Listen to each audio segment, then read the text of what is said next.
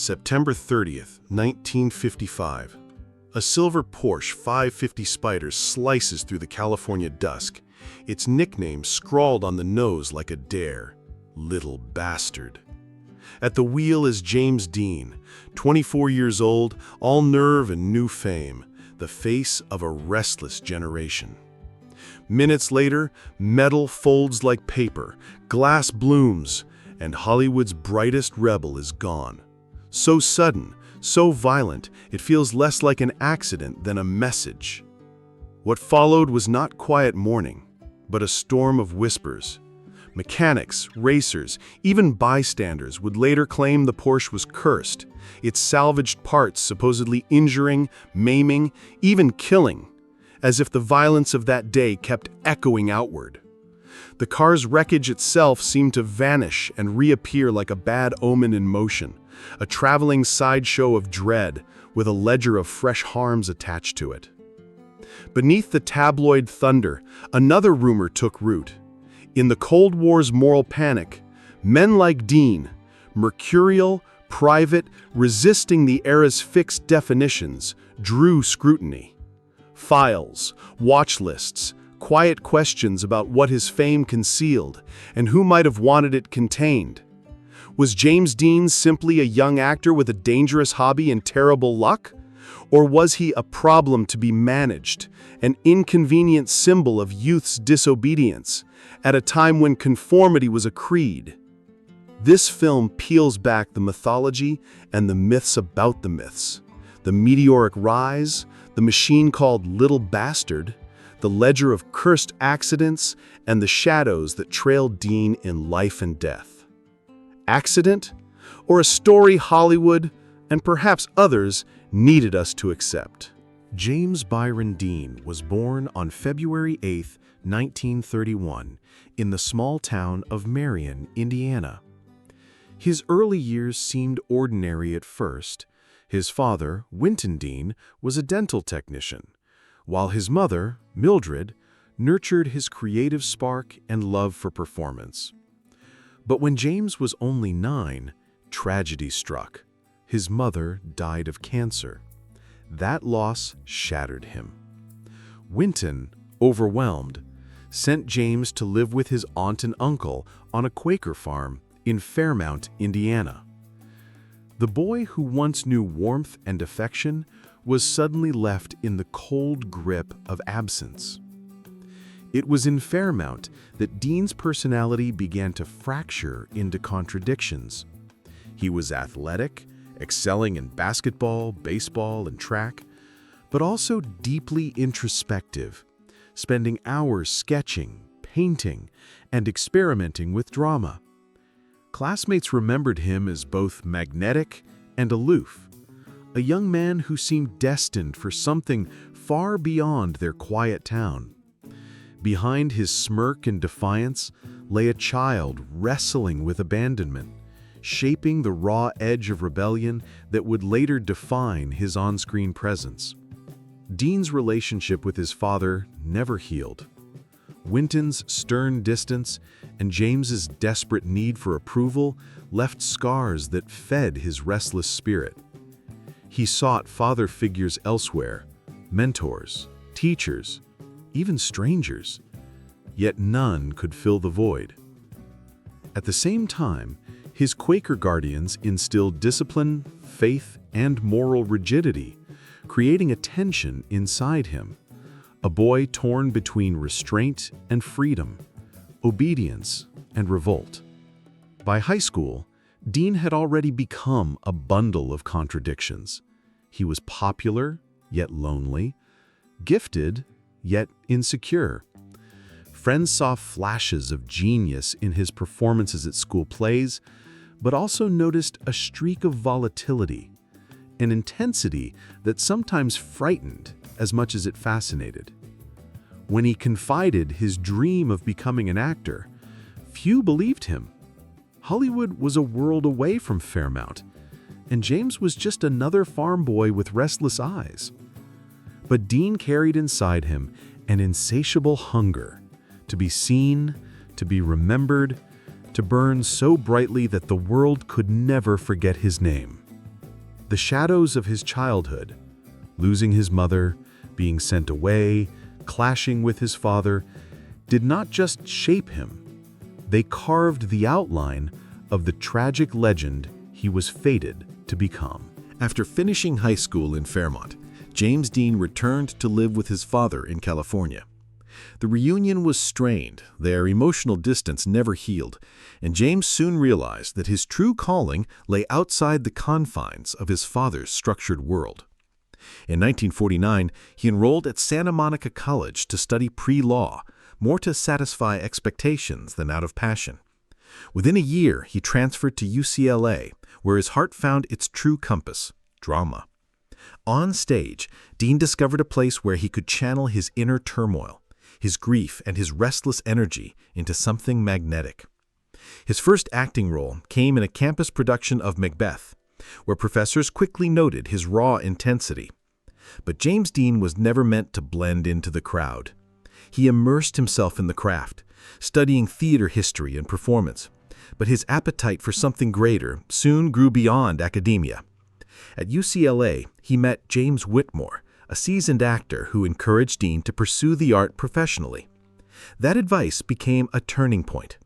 Abandoning pre-law, Dean declared his pursuit of acting, an audacious move that widened the rift with his father, but set him firmly on his destined path. Hollywood, however, was not waiting with open arms. Dean's earliest forays into the industry were humble. Small roles in commercials and television spots, often uncredited. He worked as a parking attendant at CBS Studios to make ends meet, watching stars stride past him while he dreamed of joining their ranks. His breakthrough came not from the West Coast, but from a cross-country move. In 1951, Dean relocated to New York City, drawn by the promise of the Actors Studio and the magnetic influence of Lee Strasberg, the godfather of method acting. At the Actors Studio, Dean honed his craft under Strasberg's demanding tutelage. Method acting emphasized truth, emotion, and raw humanity, qualities Dean possessed in abundance. Fellow students described him as brooding, unpredictable, sometimes difficult, but undeniably brilliant. He absorbed the city's artistic energy, befriended other aspiring actors, and slowly carved his way into the world of theater. In 1952, he secured a part in a Pepsi commercial, followed by small roles in television dramas like Family Theater and General Electric Theater. Though minor, these roles allowed him to bring his raw intensity to the screen, catching the attention of casting directors who saw something different in the young actor with the piercing gaze. Dean's big break on stage came with a role in Broadway's See the Jaguar in 1952, followed by The Immoralist in 1954. The latter production, controversial for its themes of desire and repression, mirrored Dean's own inner conflicts and whispered truths about his personal life. Though critics were divided, his performances revealed a vulnerability and intensity that marked him as one to watch. By the mid-1950s, Dean had become a rising figure in New York theater and television. He was not yet the Hollywood icon, but the seeds of his legend had been planted. The restless boy from Indiana had traded basketball courts and farm fields for Broadway stages and television studios. Every step forward seemed to carry the promise and the danger of a meteoric rise. By 1954, James Dean had already begun to attract attention in New York, but Hollywood was still largely untouched by his presence. That would change in a single year. After signing with Warner Bros., Dean landed the role that would catapult him into stardom, Cal Trask in East of Eden, 1955, directed by Elia Kazan. Adapted from John Steinbeck's sprawling novel, the film demanded an actor who could embody both rage and vulnerability. Dean poured his fractured childhood, his unresolved anger toward his father, and his craving for acceptance into the role. The result was electrifying. Critics hailed him as the new Marlon Brando, yet there was something distinct, an intensity that seemed less crafted, more dangerously authentic. East of Eden earned Dean an Academy Award nomination for Best Actor, making him the first actor ever to receive a posthumous nomination, though at the time of the nomination he was still alive. The film introduced him to mainstream audiences as more than just a performer.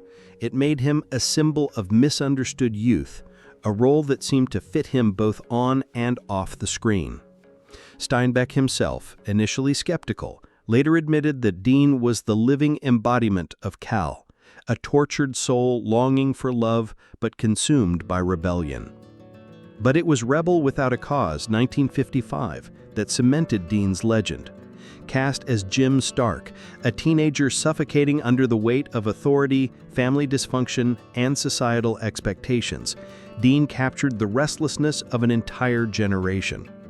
Released at the height of America's post-war conformity, the film resonated deeply with young audiences, who saw their own frustrations mirrored in Stark's anguished cries and explosive defiance. The now iconic red jacket became more than a costume. It became a badge of alienation and rebellion. Critics might have been divided at first, but teenagers flocked to theaters, and Dean's face was immortalized as the archetype of youthful defiance. The chemistry with co-stars Natalie Wood and Sal Mineo only added to the film's electricity.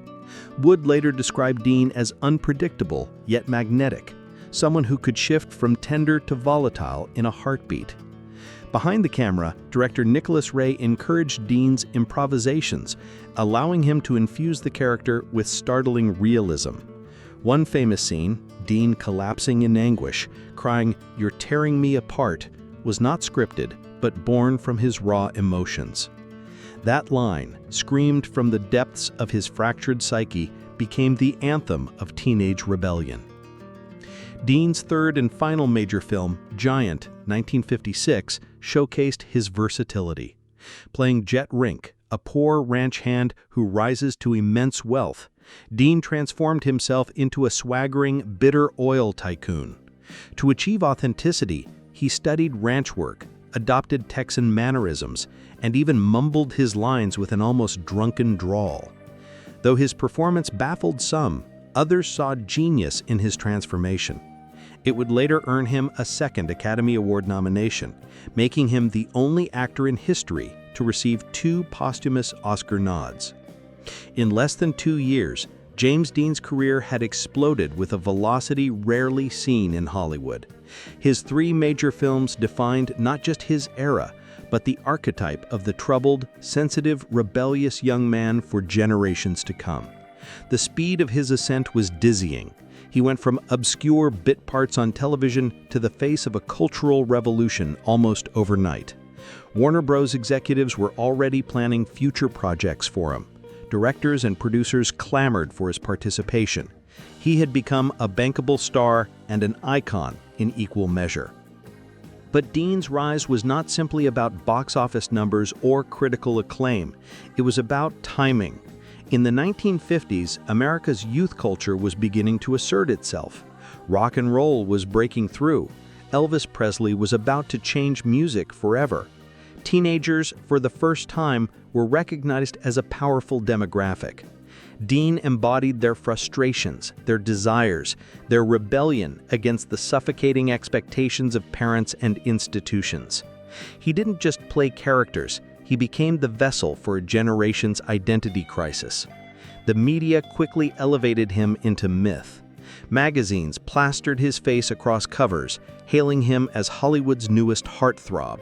Yet there was something unsettling about the way he resisted the typical mold. While other stars polished their images, Dean seemed unwilling or unable to conform. He would skip promotional events, disappear into his own world, or antagonize journalists with cryptic, often philosophical remarks. His interviews revealed a man more interested in art and authenticity than fame, a stark contrast to the Hollywood machine trying to shape him. By the summer of 1955, James Dean was not just an actor, he was a phenomenon. His look, his style, and his attitude were copied endlessly by young men across America. Leather jackets, brooding expressions, and rebellious postures became fashion statements. Women adored him, men emulated him, and Hollywood tried desperately to control him. Yet even at the peak of his glory, there were hints of the darkness to come. Dean's obsession with speed, his reckless driving in sports cars, and his cryptic statements about death created an aura of danger. "Dream as if you'll live forever. Live as if you'll die today," he once remarked, a line that felt prophetic even before tragedy struck. In just 3 films, Dean had achieved what many actors spend decades chasing. He had etched his name into Hollywood's Hall of Legends. But the brighter a star burns, the faster it risks burning out.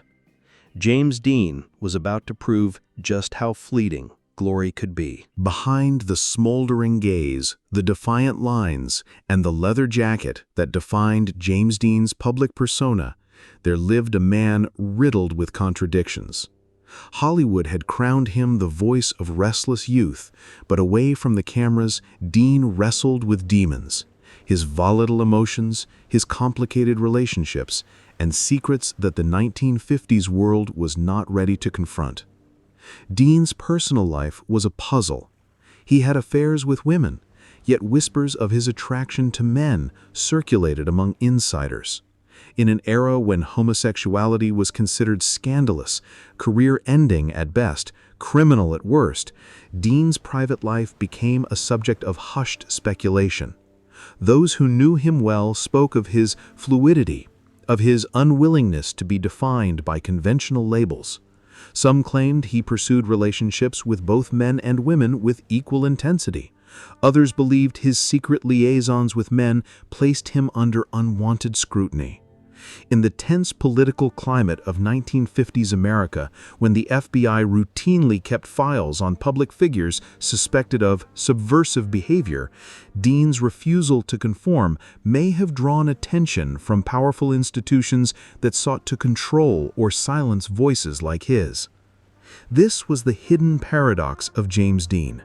The world celebrated his rebellion on screen, but in reality, he lived in fear that his true self might be exposed.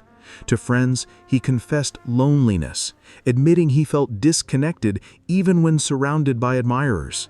He drank heavily at times, not out of joy, but out of a need to quiet the constant storm inside.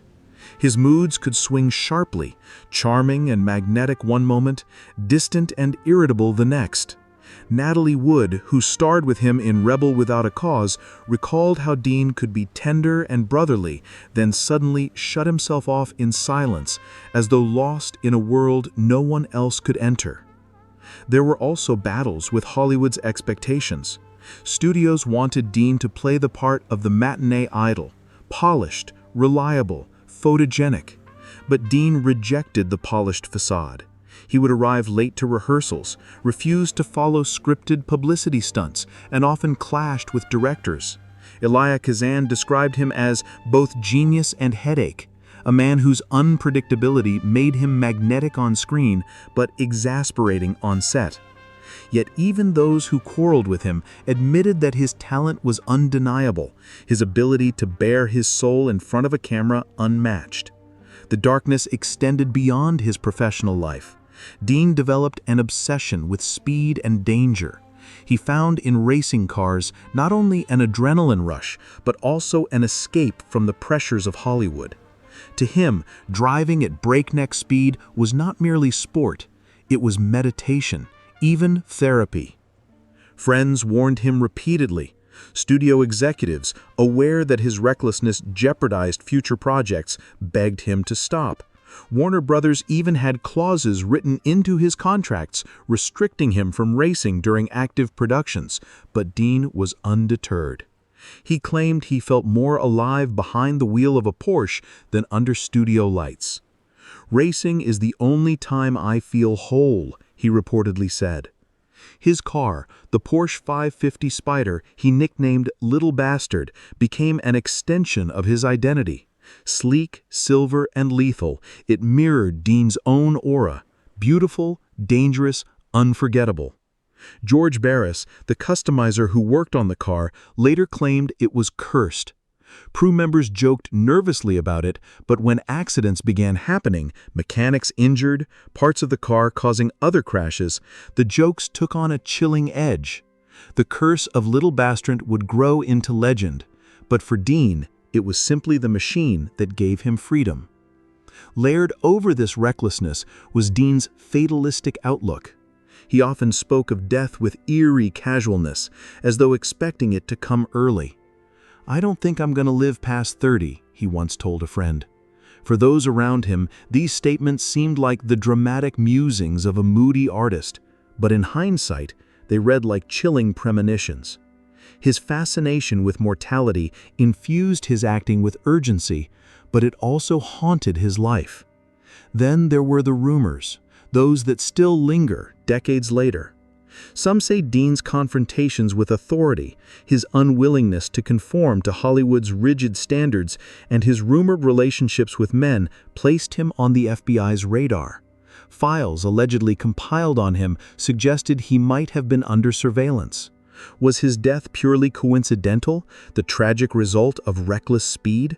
Or did unseen forces have reasons to silence a rebel who embodied nonconformity at a time when America demanded obedience? The truth may never be known, but the shadows that trailed Dean in life grew darker as his fame burned brighter. He was a young man who carried too many contradictions, too much intensity for a single life to contain.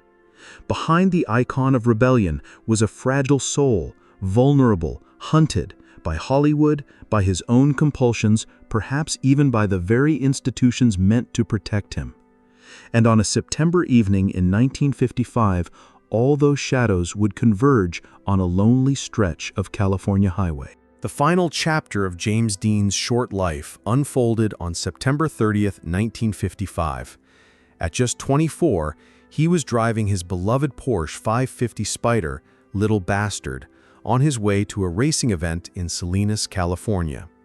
The sky was clear, the road open, and Dean, accompanied by mechanic Rolf Wuterich, seemed eager for the weekend ahead. Friends had begged him to trailer the car rather than drive it, but Dean dismissed the warnings. He had always believed that to drive was to live. At approximately 5:45 p.m., on Route 466, now Highway 46, fate struck.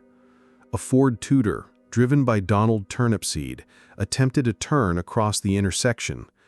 Dean's Porsche, light, low, and traveling fast, collided head-on. The impact crumpled the Spyder like foil. Wuterich was thrown clear, surviving with serious injuries. Dean was not so fortunate. He was pinned in the twisted wreck, his neck broken, his body beyond saving. By the time he reached Paso Robles War Memorial Hospital, he was pronounced dead. The rebel who seemed untouchable was gone in an instant. The shock reverberated across Hollywood and the nation. Newspapers the next morning screamed the news: James Dean killed in crash. Fans wept outside theaters still playing Rebel without a cause. The timing was cruel. Dean's greatest roles were only just being released, his legends still in the making. It was as though destiny had chosen to freeze him at his peak, forever young, forever restless. But the tragedy didn't end there. Whispers quickly spread about the Porsche itself. The wreck was bought by customizer George Barris, who claimed strange accidents plagued anyone connected with the car. Mechanics working on it were injured. Parts salvaged from the wreck allegedly caused fatal crashes when reused. Even the truck transporting the remains crashed, killing its driver. Stories of the curse of Little Bastard multiplied, blurring the line between fact and folklore. For fans, it seemed as if Dean's death had unleashed something malevolent that lived on in the twisted steel. Some believed there was more at play than bad luck. Conspiracy theories suggested Dean's death was not mere chance, that his rising fame, his rumored sexuality, and his refusal to bow to Hollywood's machinery had made him dangerous to certain powers. In the paranoia of the 1950s, with the FBI rumored to be monitoring celebrities, the notion of a silenced rebel did not feel entirely far-fetched. Was it an unfortunate accident on a California highway, or the final act of a larger story hidden from public eyes? Regardless of the speculation, what remains undeniable is the cruelty of that evening. In one violent moment, Hollywood lost its brightest rising star. For the millions who idolized him, James Dean was no longer a man, but a myth, a symbol of life cut short, of rebellion punished by fate. The tragedy sealed his legend in blood and mystery, leaving the world with questions that still echo nearly 70 years later. James Dean's death did not diminish his influence. It immortalized him. In just 3 films, he carved out a mythology that most actors never achieve in a lifetime. East of Eden, Rebel Without a Cause, and Giant became more than cinematic works. They became cultural landmarks, each echoing the themes of alienation, rebellion, and longing that defined a generation.